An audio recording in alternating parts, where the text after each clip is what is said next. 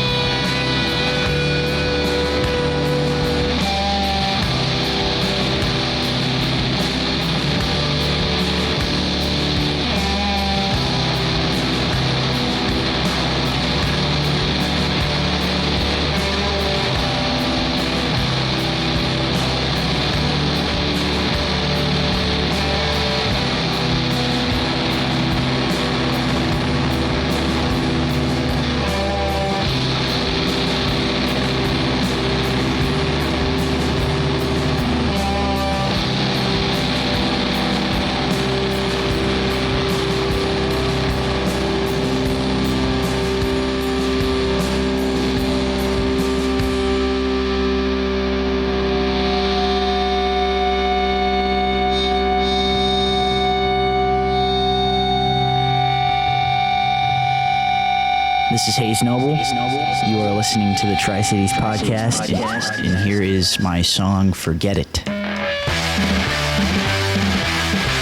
getting way too hard to understand. You've got everything you want. What else do you need? You won't last so long before you leave. So don't sit and run. Go and stop now.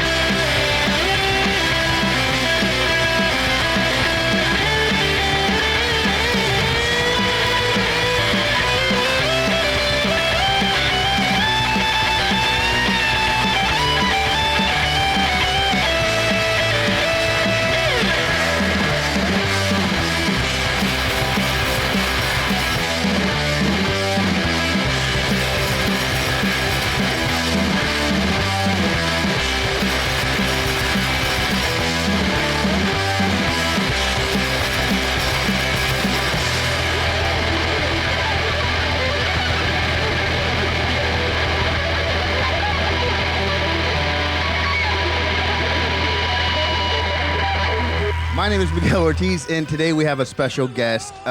You've actually probably heard this young man's name or his band's name a few times. My co-hosts knew way too much about him. They made me feel like such a dork because I'm like, I didn't even know if he's a guy or a band. They're like, he's a band. Anyway, from Spokane, welcome Hayes Noble. How's it going? All right, so Hayes Noble is your actual name? Yeah. It's actually, that's a common misconception. It's not a band name. It's just my name. Oh, it's just your name. Okay. Yeah, it's just yeah. Oh, yeah, right. All right, I got you. Yeah. I'm sorry. No, you're fine. It's funny. Like, How does your backing band feel about that? They're like, what? Bitch, you don't exist? well, I mean, originally, so I'm originally from Illinois. I grew up in like a small rural town. There wasn't much other people doing music or anything, and Right. when I started like writing and jamming stuff out, my dad was the best drummer I knew. Right. Yeah. Okay. He's been playing, and I think this is like his 30th year playing shows. He's been playing hardcore and screamo bands for like a long time. Oh, that's dope. So I started jamming with him, and then my brother picked up bass and he started playing with us. Nice. Yeah, no, I mean, it was like what I'm doing now is just kind of like my solo stuff, and back then I was trying to come up with like a name for the project, like Right. like Doug Marsh has Built to Spill, Yeah. and everything like that. But Oh, yeah, it took me forever to realize that Tame Impala was just one dude. yeah, what's his name? Kevin. Yeah, I don't know his name. Kevin but I was Parker, like, I think. Yeah. I was like, dude, Yeah, what? so I was trying to do something. I was like, oh, I'll think of something, but then I ended up just be like, Hayes Noble's cool enough. No, And no, like sure enough, most people think it's just the name. Yeah, no, it sounds like a fake name. It sounds like, Yeah. what some dork gives himself because he wants to sound cool when he goes to a new school. You know what I'm saying? Yeah. My My name isn't Brendan. It's Hayes Noble. yeah. There you go. Yeah. But that is my legal name. Oh, that's dope, man. No, it's a strong fucking band name or just name in general. But yeah, no. The dudes that play with me are cool with it. Yeah. So it's pretty much a family band. Yeah. So up until this weekend, every show that I've played with this project has been with my dad and my brother. Dope. But my brother, he was unable to make it for these weekend shows we're doing this time. So I had to get my buddy Gavin to fill in on Yeah. bass. Shout outs to Gavin. He's in a cool band called Atomisk. All right. They're Shout starting out up. to Adamus. Yeah, like cool, like post-hardcore stuff. But So music was always in your house. Did Yeah. you how early did you start? And did you start singing first or start playing guitar or beating on the drums like your dad? I started off on drums. I've been playing drums like for as long as I can remember. When I was real little, I want to say like 2 or 3, he got me like this kid's Ludwig kit. Oh shit. Okay. And when I got big enough, I started playing on his. But I started off on drums. In 8th grade, I started guitar, and I didn't really start like writing my own stuff until like end of sophomore year of high school. That's when I kind of got serious and like. So was playing music just an obvious thing for you because it was in the house, or I'm sure you were always hanging out with musicians if your dad was in bands and stuff, Yeah, no, it's funny you say that. Like, when I was a kid, there's pictures of me as a baby on tour with my dad and my mom wearing, like, the big headphones and everything. But no, I've always been around music, but it wasn't, like, a sure thing. Like, I ended up just finding that it was what I wanted to do, but, like, growing up, like, my parents were really into music. My dad's also really into basketball. My sister played basketball, played junior college basketball. Nice. So there's always, that stuff too. Really into like film and stuff. But yeah, no, I don't know. It's just like once I started doing it and starting really with like punk rock and hardcore. Yeah. Going down that avenue and like seeing what like kids my age were able to do and like the lasting legacy they were able to leave, that was really kind of what just like flicked a switch for me. It was like, this is what I want to do, man. What were the bands that were inspiring you or consuming you at the time? Well, in terms of like style, like Dinosaur Jr. is probably probably the biggest. Jay Mascis, his songwriting just amazing. He's man. a beautiful weird man, dude. It's just like nothing else in this world has ever made me feel like a Jay Mascis guitar solo. I try to emulate that, but like he's awesome, man. But Dinosaur Jr., Built to Spill, love Built to Spill. And I also love that they're both still active. Yeah, making great. Built to Spill's last record, I think, is one of their best. Like, it's so good, man. Husker Du is another big one for me.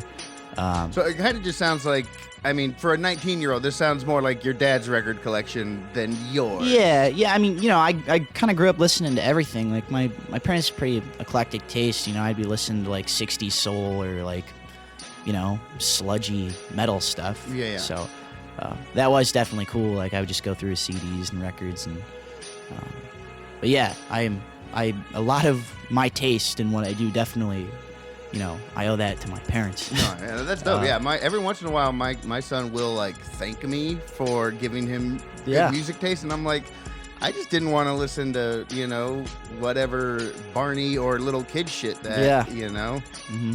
But also, I've never censored like music for my kids. Once they're old enough, I would give them context for what these lyrics mean, or let them know like, hey, you can't say that word, and I'll tell you why in a few years. I got that. But yeah. So, is Hayes Noble your first band, or did you like start some in high school with some friends? It was my first project. It is my first project still. I haven't I filled in on drums with some other bands, but I haven't really branched out and done anything else yet. I'm working on some stuff, but no, this is all I got right now. All right. This is the first thing. So what informs the writing or perspective that Hayes Noble songs have taken on and on your first two projects? Well, I mean, especially with the first one in the second, especially with both releases, honestly, I just kind of write what I know. First record, Head Cleaner, was kind of just like me writing my first songs and putting them on a release. Mm-hmm. Whereas like this next one that I just did, As It Was As We Were, put that out in June. That was it's kind of more concept-y, but mainly just because I was writing about like what was happening at the time, you know? Just got out of a relationship, was graduating high school. I was about to move across the country. All this culmination of all these things, So I just kind of like I sat down in like the span of like a couple weeks, just kind of had some parts and just kind of hammered all the songs out. So that's kind of why they all have like that. Your writing process, does it start with like a thought or a lyric, or are you like jamming the guitar or random record a phone note on your phone of like some lyrics or a melody, or what is your typical process if there is one?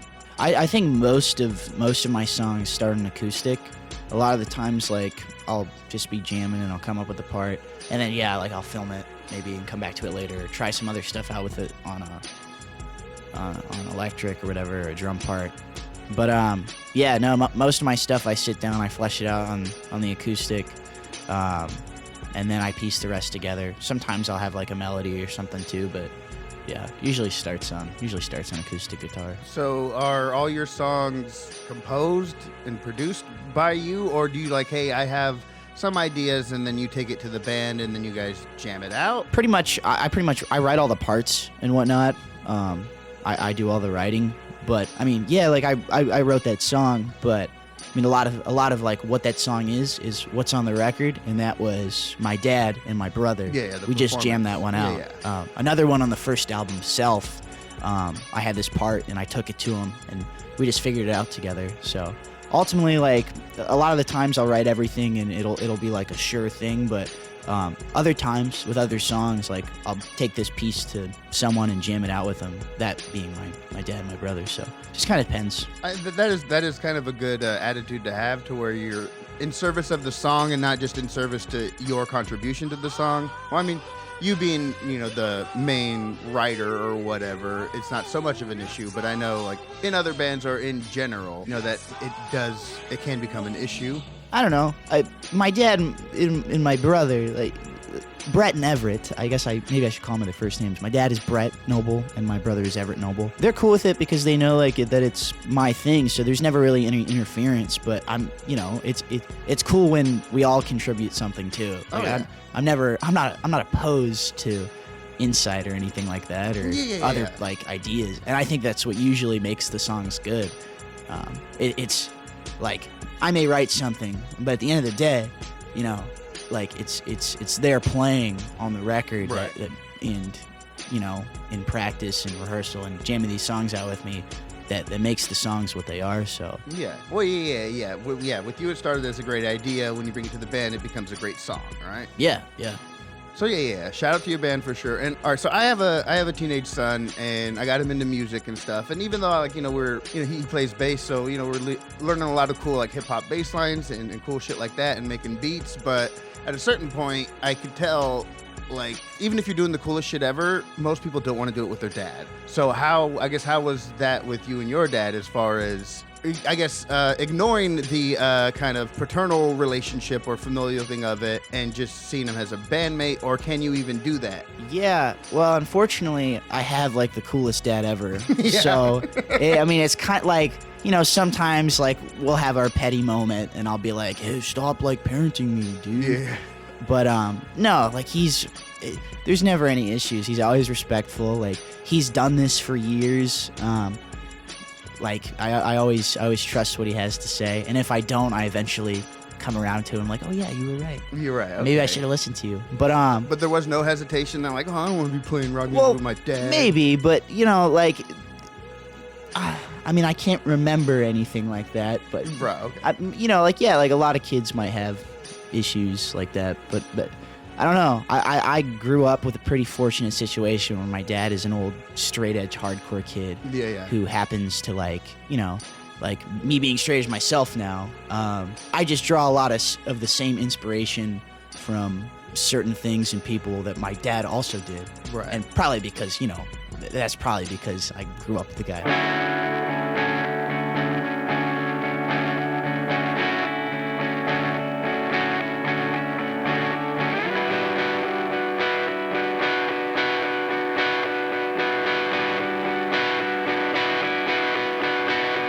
This is Hayes Noble from Spokane, Washington. You are listening to the Tri-Cities.Podcast. Here is my song, Sprawl.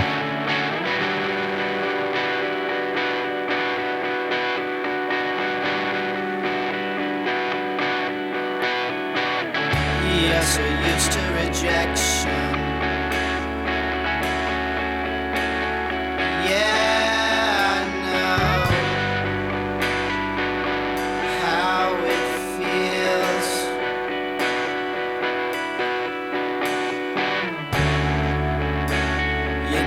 To find a way to do.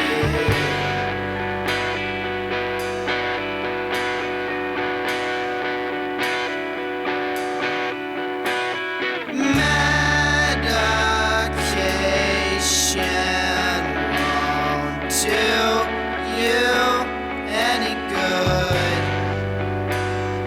You're not messed up. Misunderstood.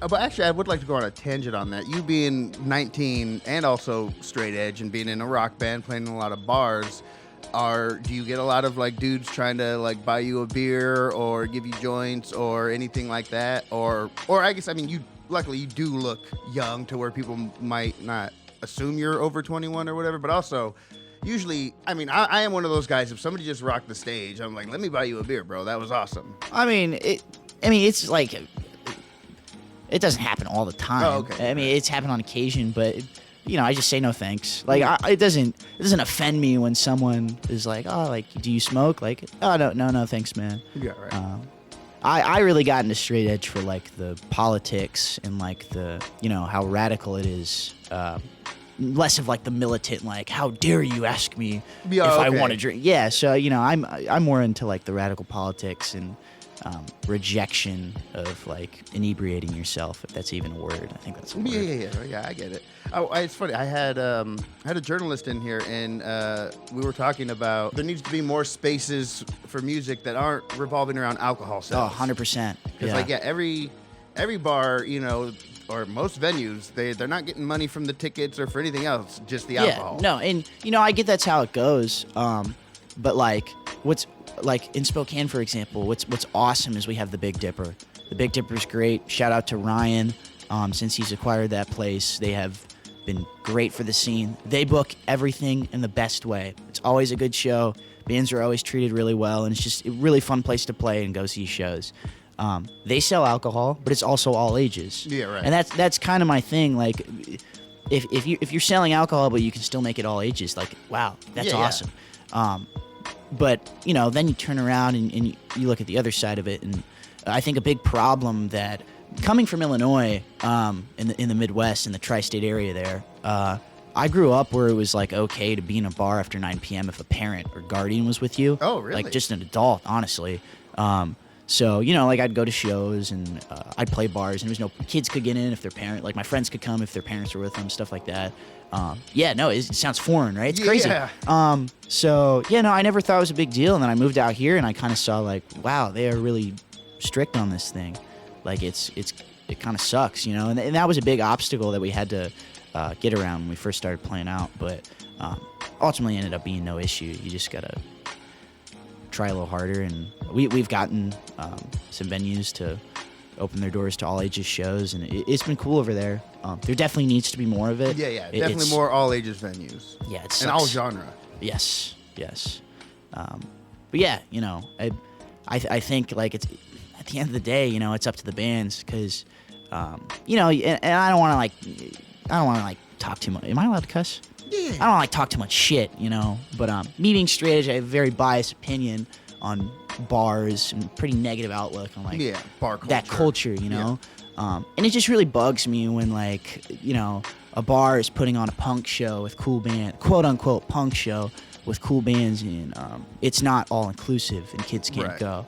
That just really rubs me the wrong way, and I think that's not what, even if it's not punk or hardcore, music in general isn't about that. Art in general isn't about that. And when you start to exclude a group of people based on something as silly as their age, I get it's a bar, but at the end of the day, people are making mountains out of molehills, and they just don't want to go the extra step because they don't care. Right. Like they're just, and again, this is pretty negative, but yeah, like a lot of these places are just like, they're just making money. Yeah. Places like the Dipper that make money and make it all accessible and take that extra step to get kids in and do all that. That's awesome. We need more of that. You can make your money and still put on a kick-ass show where everybody's involved. Yeah, there was a strong like DIY and house show scene up in Bellingham, Washington. I lived there for a while. Oh, yeah. And there was a thing that I would see on a lot of their flyers. It was like an acronym, but it pretty much said like nobody will be turned away for lack of fun. Yeah, like, not there's a fluff, I think. Yeah, something like that. And I love that because like I mean, not that I could, whatever. I'm 40 years old, grown man. I can pay to go to any show, but I do remember being a fucking teenager and like, oh, I don't have the $5 cover for a house party or for this and that. Oh, yeah. And back then, there was, or maybe the scene when I was a kid wasn't the same as it was recently to where just the idea that like, hey man, inclusive. Like, we're not going to turn you away because you only had $4 instead of $5 to get in the house party or whatever. Mm-hmm. And I know that's not conducive to capitalism or businesses trying to make money or whatever, but the idea of the inclusivity of that, hey, these kids or anybody doesn't have to, miss out on some great live music just because, they didn't have a few bucks. Yeah, I keep local shows. I like to keep all those at $10. I think it's silly to go over. The idea is that it should be accessible to everybody. Right. And yeah, no one should be turned away just because they don't have a few extra dollars. Like, that's silly. Right. But yeah, no, it's at the end of the day, man. It's really up to the bands to push and do something. Like, if every band, if we were in a perfect world and every band was trying to like find all ages spaces and not playing bars and like solely focusing on but that's not what everybody's about, and that's fine. Yeah, I found that as I get older that there is room for everybody. Like, I stopped hating on bands when I were like, oh, there's 1,000 bands that I love. Why am I focusing on these few that I hate? And I'm like, obviously, there's enough music and people in the world that this band has an audience and they deserve it, even though they're not for me. Mm-hmm. No, I can see that. Yeah, too. so yeah, I as I've grown, but I'm 40. It took me a long time. I was a stuck-up, pretentious, whatever, hipster rocker kid for the longest fucking time. Yeah. And then one day I'm just like, this is stupid. This is equally as pretentious as people who just like popular music because it's popular. Because I was like, I hate everything because it's mainstream or it's this and that. It's not what? You never heard of fucking, Yeah. No, I mean, there's a place for everything. Yeah, but I got over that. And I'm like, dude, everybody is allowed to like whatever corny, stupid shit they like, because I'm sure most bands that I think are great, most people would laugh at or wouldn't care about or never even heard of. And yeah, I'm no longer offended by that. And I realized, like, okay, it's not for you. Like, I'm not going to complain if, like, I like to eat, salsa and nobody else at the party likes to eat salsa. Mm-hmm. You know what I'm saying? I'm like, oh, you guys are missing out? More salsa for me, whatever. Yeah. I don't know. My metaphors aren't that strong this morning. Yeah. But you did just play last night here in Richland at Ray's Golden Lion. How was that show? Oh, it was great. I love playing Richland. I think people dig us here. It's really encouraging when you go and play out of town and like people are super supportive. And every time I think that was our 5th time playing here. Every time we've played the Tri-Cities, it's been super, super sick. Awesome. Super awesome. Always a great crowd. Always like super supportive. Good bands, Great venues too. Like, man, I wish we had Ray's Golden Lion in Spokane. Okay. Like, that's insane, dude. Like, it's so cool. Yeah. Who were the bands you played with last night? Last night we played with House of B, Heritor, which was another Spokane band, and then Stooks. Okay. It was all really rad. I think Stooks just put out a single yesterday, so you should go check that out. Stooks. Yeah. So this new project, you said you released it this summer in July or June? Yeah, in June. Yeah. I put that out. What was it called again? As It Was, As We Were was the name of the album. Okay, and is that on all streamers? Yeah, now? anything you use. Okay, awesome. Is there a noticeable growth in the writing or composition of this song? I like to think versus, so. You're 19, so I know like every year is like a big growing year for you for the next maybe 3 or 4. Like these are like really fertile times for growing up and shit. So I can imagine there could be vast growth if there's only like a year or 2 between these albums. But I guess from what you've noticed, or even what the listener would notice, is there a maturation or a growth or a difference in your songwriting and production and craft from the first album to the second? Yeah, I mean, I like to think so. I think definitely like it is definitely more cohesive. Whereas the first album, was me just putting together my first songs and going and recording them. Yeah. This one like really sat down and like pieced these all together. It's kind of concept-y in a way. All the lyrics kind of tie into one another. Mm-hmm. But yeah, I mean, in terms of like the songwriting, I think that this album is better than the first one. Okay. Hopefully people agree with me. Right. But I was definitely really proud of the result. It sounds great. I recorded it with Luke Tweedy at Flat Black and right outside Iowa City. He's awesome. Oh, dope. But yeah, I think it sounds pretty good. Yes, I'd like to think that I improved. Right. I think it's more cohesive. I think it's pretty solid. Well, yeah. Well, even earlier you were saying, yeah, this was a more concentrated effort of songs in the sure. theme. Yeah. And the first one was just your first batch of songs. Yeah, I think it shows. I think it definitely shows that this was definitely like an album, And I really dig that I was able to. How has your process evolved?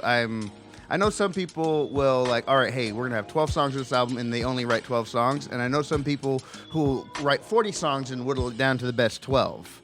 Yeah, so, I mean, for those first two, I was kind of at the place where I was just like the first one, I wrote the songs, recorded them.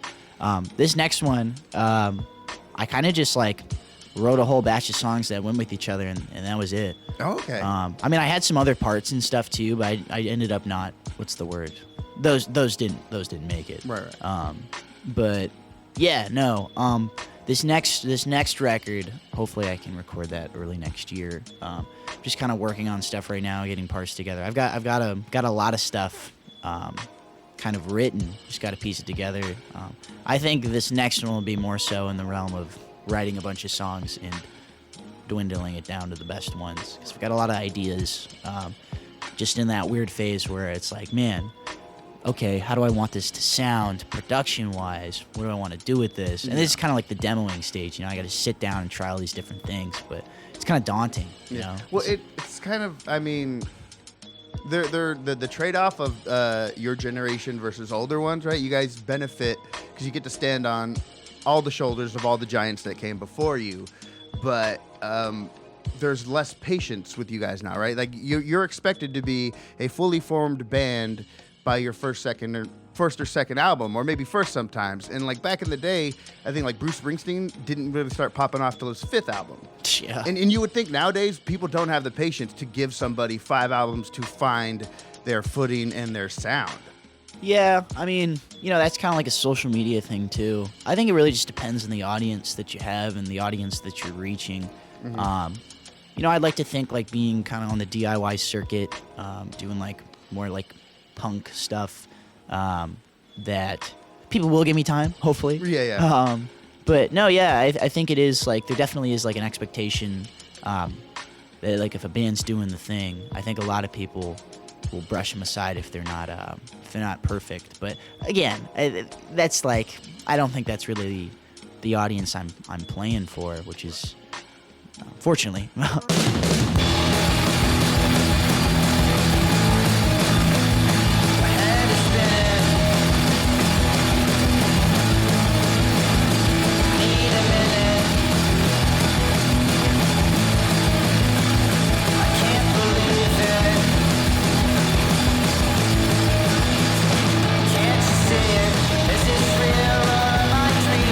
Nothing's ever as it seems. Maybe I'm just losing my mind.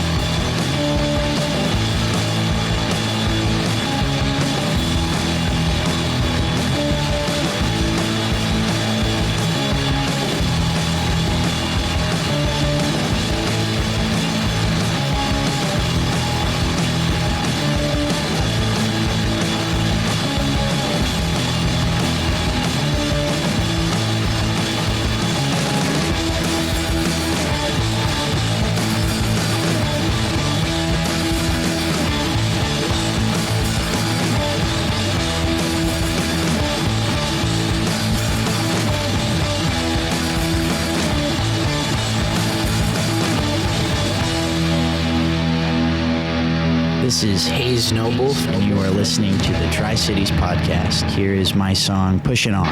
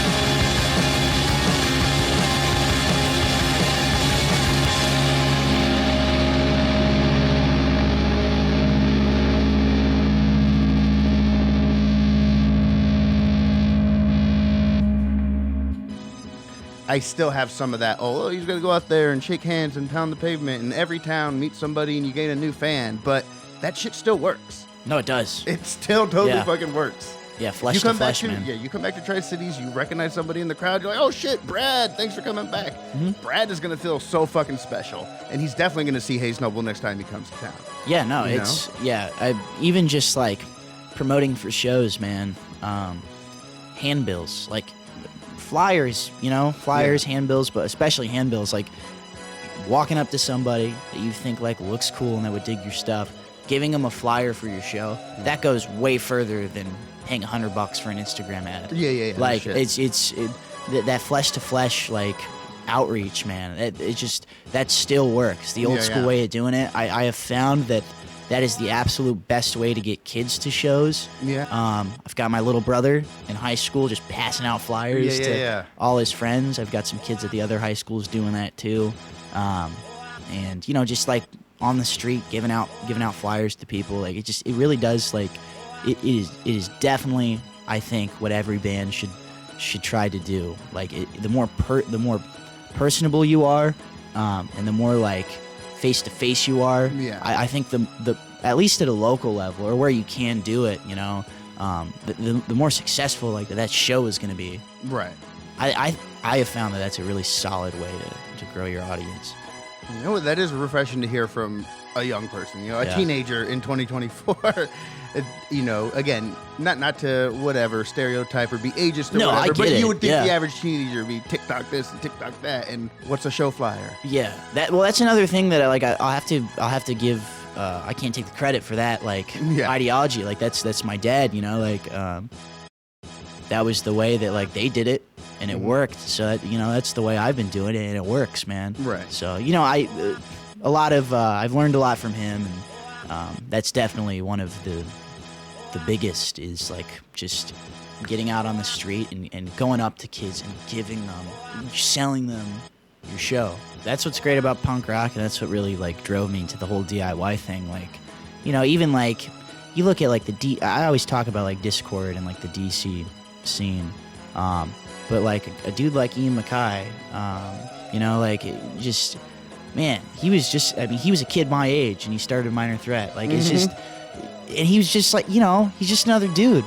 Like that scene was really inspiring to like, you know, for me to like book my own shows, like really get out and like meet people and do the thing the old school way. Because that what you're talking about is like one of the biggest appeals I found of this like DIY culture. You know, Oh, yeah. like it's just it's people like you and me, man. No matter how great their band is, like. You know, yeah, like I'm nervous to meet people sometimes, and they end up just being like, man, they're just like another cool, like they're just another like punk kid. Yeah. You know, it's just funny how it works. But yeah, no, that's what's great about it, man. What do you hope or foresee as the future of Hayes Noble? Yeah, man, that's a good question. I mean, yeah, right now, writing the next record, looking to tour again in the spring and the summer. Hopefully, we'll see. But yeah, I'd like to expand and do some different stuff too. I think that's an advantage I have with just using my name for the project. Right. It'd be cool to do like a garagey, like 4-track blown out demo or something. I've always been genreless. Like I tried to be a rapper back in the day, but I would like implement like emo guitar and indie guitar and rock guitar and like electro beats and then like rap over them. And I was in like a lesbian garage rock band, and like one song sounded like a System of a Down song, the next song sounded like a Blink-182 song, you know? Yeah. So I've never been bound by genre, and I've always and after a while, I mean, it was a detriment for the longest time. People, hey man, focus. Why can't we just? I'm like, I can't help it. I have so many different forms of expression in me that want to come out. So it has been great to have, all right, hey, this is my rock band. This is my rap mixtape. Here's my electro project. Yeah. And I can release them all under different names on different SoundCloud pages and still feel like I'm not bound by, I just have to write rock songs about this shitty little town that I can't wait to get out of. Or Yeah. I can only write songs about my girlfriend or whatever. Along the lines of writing, how much of your writing is autobiographical, where you are telling your story, or you are just reflecting the world around you, or maybe telling somebody else's story, or you're just making shit up? I mean, again, back to just being like, I kind of just write what I know and what I've experienced thus far. Maybe that's very beginner of me, but you know, that's just what feels. Well, yeah, right at and first, natural. you write what you know. That's what feels true, you know. A lot of it is like stuff I've experienced, stuff I've felt, things I've gone through. There's definitely some like narrative and you know, like exaggerations and other things thrown in there. It's not all true. There's not every song is like a specific thing that happened. I guess I've always seen like us artists as we are storytellers, and some people only tell their own story. Yeah. But some of us have so many stories to tell that, and also sometimes I don't want to tell y'all what I'm going through right now. I just want to write a song about dragons. You know what I'm saying? Yeah, I don't want to tell you that, you know, I couldn't get it up this morning and my wife laughed at me and my kids think I'm a dork, you know? Yeah. I'm going to write about dragons because it's fun. I definitely think like the new record I just did, it is pretty much like a lot of what I experienced and what I was going through at the time. Yeah. But that's not necessarily what the next project will be, or like the next thing after that. In fact, I'm trying to kind of write in some different ways and do some different things. I mean, it's a funny thing. Like AC/DC have been making the exact same song, exact same album for 40 years. Oh, yeah. And it's still It's all fucking good. dope. It's a great song. Fucking rips, I man. get it. Yeah, I would, that riffy, stompy, I get it. They've been Yeah. writing the same song for 40 years, but it's a great song. So I don't begrudge them that. Yeah, I mean, But also, I mean, you look at like, what was it? Remember like a few years ago, like, remember like AFI went like, they stopped being emo. They were almost like straight up like cock rock. yeah. Yeah, that was like a weird little switch for them. And like, I don't begrudge them that, you know, but like, there's something to be said for both, right? Mm-hmm. For trying every, you know, painting with every color in the fucking palette, or just sticking to what you know you're good at. Mm-hmm. You know, like for the longest time, every fucking Tim Burton movie looked exactly the same, you know? Yeah, but that's like a style. Yeah, I mean, you that's know? his style, but yeah, that's more like along the AC/DC, right? Like, oh, all right, he's doing a good thing, it's his thing. I think there's definitely like a sweet spot you can hit. Because, like, yeah, AC/DC is amazing, but it's Yeah. definitely like the same thing every time. Yeah. But, you know, like, and I always talk about Dinosaur Jr., but Dinosaur Jr., like, just Jay Mascis has that sound, man. He's got it dialed in, but I feel like every record's a little different. Right, yeah. I feel like, I mean, he's got the solo stuff too. It's like more mellow, and a band like Dinosaur Jr. has figured out their sound, figured out like what they do, but they've still been able to expand Yeah. on it while maintaining like, oh, this sounds like Dinosaur Jr. Yeah. Like you could listen to a band and be like, this sounds like Dinosaur Jr.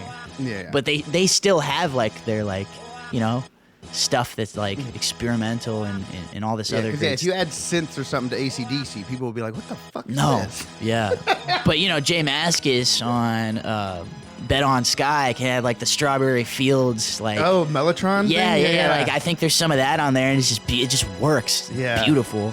Also, I almost feel like a dork for immediately knowing what a Mellotron was. No, but yeah, like, yeah. We're music dudes, so, Yeah. and we're on a music podcast. Yeah. But if No, Mellotron, if we dude. were around civilians, I would feel like such a fucking dork. It's funny that you meant. It's funny that we're talking about Mellotrons because yesterday I was sitting outside of I was waiting for my digital audio class, and the first like digital audio 1 was in session. I took that last year, and they were in the part of oh, no, not digital audio 1. It was like kind of like a music history class. Oh, okay. Musicology or something? Yeah, and they were talking about, like, they're watching all these videos and different instruments and stuff. It specifically, sorry, not all over the place. It specifically focused on, like, electronic music. Yeah. And yeah, they were talking about Mellotrons. It was Paul McCartney talking about Yeah. I just heard the video. So that's funny that we're talking about this now. Yeah. I'm sure I've seen that clip too.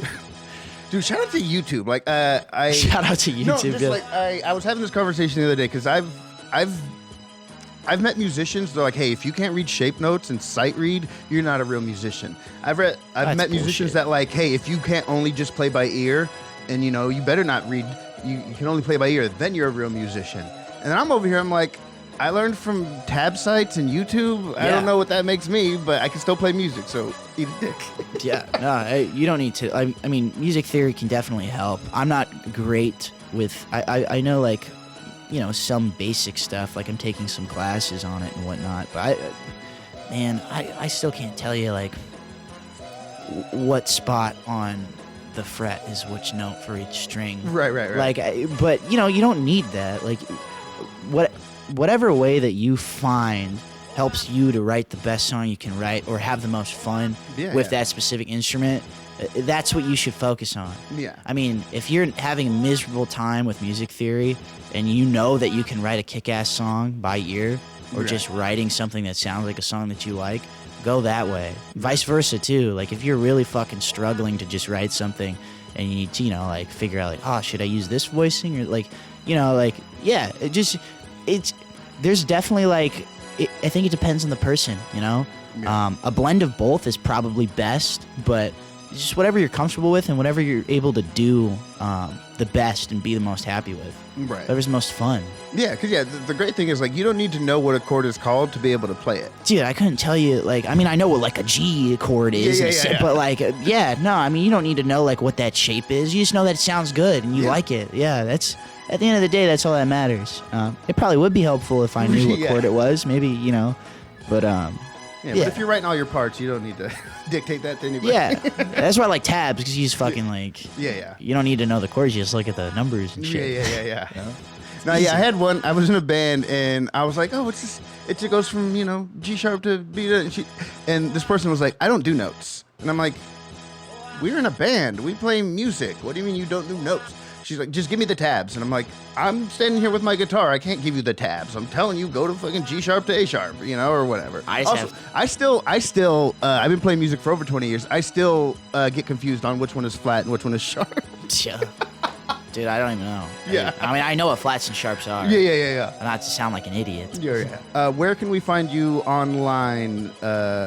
Are you on? I know you're on Instagram. Yeah. At Hayesnoble, HAYESNOBLE. Yeah. Is there an underscore there? No, it's just Hayes Noble Music. So, Hayes Noble Music. But okay. yeah, HAYESNOBLE Music on www.instagram.com. Right. And then just on all the streamers, Hayes Noble. Yep, whatever you use. Shit's on Deezer if you use that. I don't know who's using that. Deezer. But, What are the names of your albums? The first one is Head Cleaner. All right, so Hayes Noble, Head Cleaner. And then the one I just put out is As It Was, As We Were. It's a lot of words. Hayes Noble on all the streamers. Find them. But I guess any shout outs you want to give other bands or producers or whoever you recorded your albums with? Or? Yeah, I mean shout out to Luke Tweedy and Flat Black. Shout out to Pat Stolley, Future Apple Tree. He recorded the first one. Shout out to Brett, my dad. Shout out to Gavin for filling in on bass. Shout out to Everett for playing on the albums and being cool or whatever. He was the homecoming prince last night. Oh, really? For Lewis and Clark High School. Oh, so that's why you can make the game. Yeah.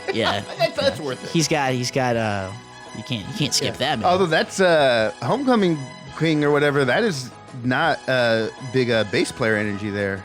So shout out to him. The thing about Everett, man, he is... No shade to bass players, but you know who you are. That's the thing.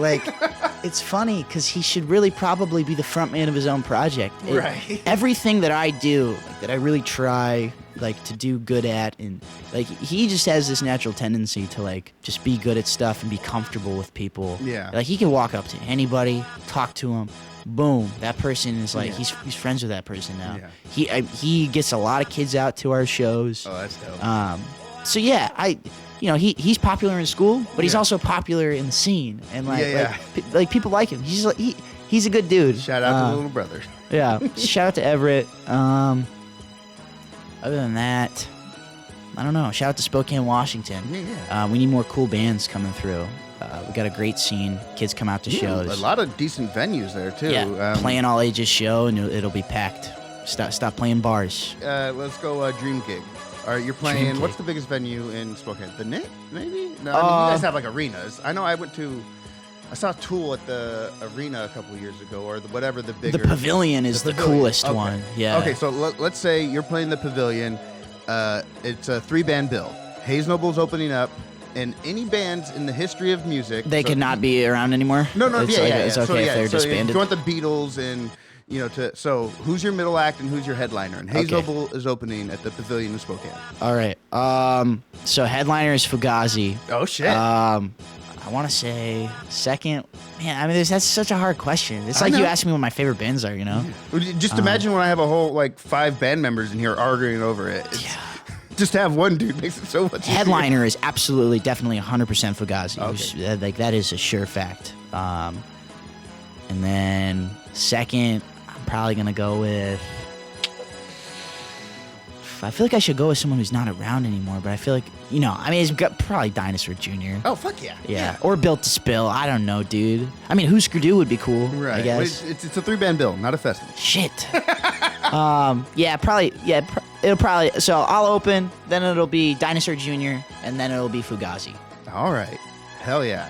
And that could actually happen, right? I mean. Hey, theoretically, Fugazi's on indefinite hiatus. I'm really hoping they come back. I heard something about that. Never mind. No. Never mind. I go through so much content. I don't even clock if wait, is this new or is this a 20-year-old video? Well, they're all still active. That band that Ian was in, I think they're still doing stuff. They just haven't put in that Ricky band. I don't know if you listen to them. They put an album right when COVID hit. I think we're gonna go on a tour, but yeah. But he's still active. Joe, bass player, is still active. He's in with Brendan Canty, the drummer of Fugazi, in the Mastetics. I think that's how you say it. They're cool. I don't know what Guy's up to. He's produced some Blonde Redhead albums. Yeah. And then Yeah, but no, I mean they're all still doing stuff, which is dope. Also, I really want to thank you for coming on the show, because you just gave us so much, like, punk rock cred, street cred. Yeah, I mean, He knows all the cool bands. yeah. But no, for real, man, thank you so much. And like words of wisdom or something you would, a message or something that you would say to whatever 12-year-old Hayes Noble about, the journey ahead of him. Well, not to like give any spoilers, but you know what I'm saying? Yeah, I mean, just in terms of like a simple message, if you're a kid and you're trying to start a band in Eastern Washington or the Pacific Northwest in general, shoot me a message. If you're in this area or Spokane, I'd love to help you book a show. If you're a young person trying to do art in general and you're just like, oh, I don't know if I'm good enough, just fucking do it. Yeah. Like it doesn't matter. Like it's so worth it. It's so fulfilling. You can really do something awesome, and you can leave a permanent imprint on this world. And we need more young people doing stuff, and we really need to push more all ages shows everywhere. But yeah, like if you're like, oh, I really want to start a band, fucking start a band. Just do it.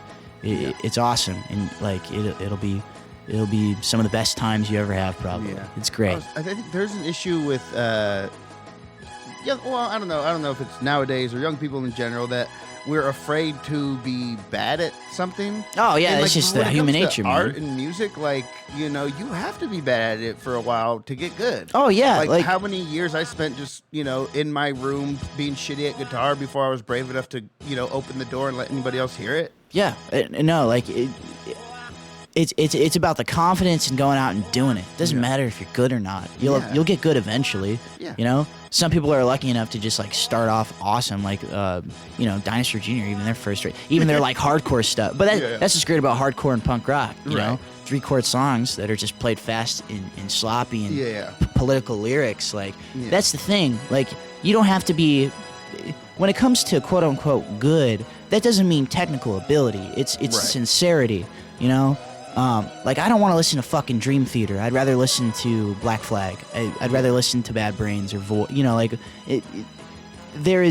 can do the simplest thing and make it like so righteous and so perfect. Yeah, and you don't even have to be a good singer. If you look, I mean, especially you don't have to be a good anything. Like men in rock music have been given a pass for decades for being terrible singers. Like there's a story I love to tell. Back in the day, Shaka Khan and the Rolling Stones were like jamming after a show or whatever. And Shaka Khan, one of the best fucking voices ever, they're jamming and she puts her hand on Mick Jagger and she's like, baby, you can't sing. And I'm like, this is Shaka Khan. She can fucking sing. And like, I've never been a big fan of most male rock vocalists. Again, they get a pass. For every Freddie Mercury, there's 1,000 Mick Jaggers, I think Mick Jagger's a good vocalist. Well, no, I'm just saying. That's the thing. Like, people always shit on, like, David Lee Roth's vocals. Oh, right. Bro, I'm taking David Lee Roth over Sammy Hagar any day. Oh, fuck yeah. He's got way more passion, way more of a showman. Personality in his voice, yeah. I'm a big Van Halen guy, by the way. Yeah, Eddie Van Halen's the reason I wanted to start playing guitar, which is funny. And he also wasn't like his brother was the drummer, wasn't it? Yeah, Alex. Yeah. So one of the greatest drummers of all time. Yeah. But yeah, good doesn't mean technical ability. I hate that shit. Yeah. Like good is sincerity and the confidence and just go out and do it. Yeah. And like just appreciate other bands and appreciate yourself for going out and creating art. That's what it's really all about. Yeah, but also the point of my story wasn't to shit on Mick Jagger, but I guess to more show that. No, I know what you're saying. Yeah, it doesn't matter. Oh, yeah, he's great. Like, is he technically a good singer? Maybe not by some people's standards. I love the Stones. Like I think he's a great vocalist. Yeah. Like, I wouldn't want to hear Mick Jagger singing an Aerosmith song. You know what I'm saying? Yeah, no, I could see that. Like I wouldn't, I wouldn't want Freddie Mercury singing. Minor Threat songs, probably. Yeah, exactly. So, there's a place. But also, also just tell everybody, go out and do it. Because there's somebody who is, shittier than you, who has all the confidence in the world, already out there doing it and probably being successful at it. Yeah. And, there's always going to be someone who's, on both ends, there's always going to be someone who's, better than you, But you can't let that get you down. Yeah. You should be inspired to compete with your peers. And because that's what really drives scenes and what drives bands to become what they are. Because So- if things were like that, I would have quit playing guitar as soon as YouTube came out, and I saw that there was like Korean 3-year-olds who could play better than me. I'm like, oh, fuck this. Throw all That's my how it guitars goes, away. man. You know? Yeah, you'll watch a band, like, man, shout out to Parker from Badger Motel. My buddy Parker from Spokane. He is he's the best drummer I've ever seen play. He's my age. Yeah. And it's just, man, he's the type of guy who just makes you never want to fucking play drums Yeah. again. Like, just insanity. Yeah. He's so good, man. Yeah. But, like, you can't let that get you down. You just got to, like, appreciate it and compete. Yeah. Well, yeah, there are some of us who would see that and be like, oh, yeah, he's the best drummer, but that makes me want to be better. Or there's others that are like, oh, I shouldn't be playing the drums. Yeah, he makes me want to practice drums, but he also makes me never want to play again. Parker is fucking insane, dude. Shout out to Parker. He's so, like, it's crazy. How many bands is he in? Because I know any good drummer is like, he's the hottest girl at the party, right? Everybody wants. Yes, it's like one drummer every 3 bands Yes, in local exactly. scenes. But he, right now, he's playing in Bachelor Motel. He's got another band. No, it is Nothing New. Yeah, the other band I was thinking of is there's another Spokane band with a similar name. But yeah, Nothing New. That was his first band. And they've kind of like done stuff sporadically. I think one of the members went off to college. But yeah, Bachelor Motel is all he's doing right now. All right, well, again, man, I want to thank you and good luck on your show tonight in Seattle. Yeah, thank you for sharing your music and your story, and yeah, good luck to you, man. Bless you. This is awesome. Thanks for having me, dude. Thank you. This is the Tri-Cities Mixtape here with Hayes Noble. Thank y'all for listening.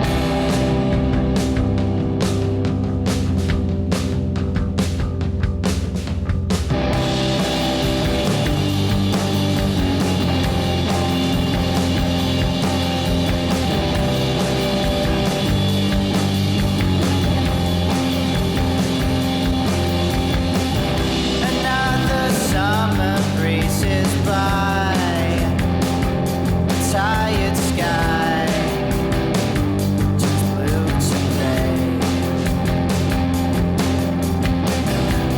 I look up and wonder why do clouds get so high just to come back down.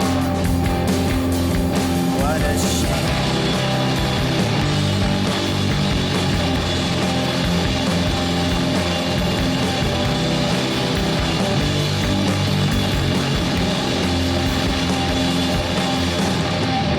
Sometimes I think of all the good times that I could have had. Sit and watch the colors change. Should have said yes just once. All I ever said was no. Look at the leaves turn a different shade. I was fine on my own until I realized I was missing out, and now I don't want to keep on living this way. Somehow I need it out. Another year, and what do I have to show? I need a change, but I don't know where to go. Then again, I made it this far on my own. Guess I'm fine, maybe I'm better off alone.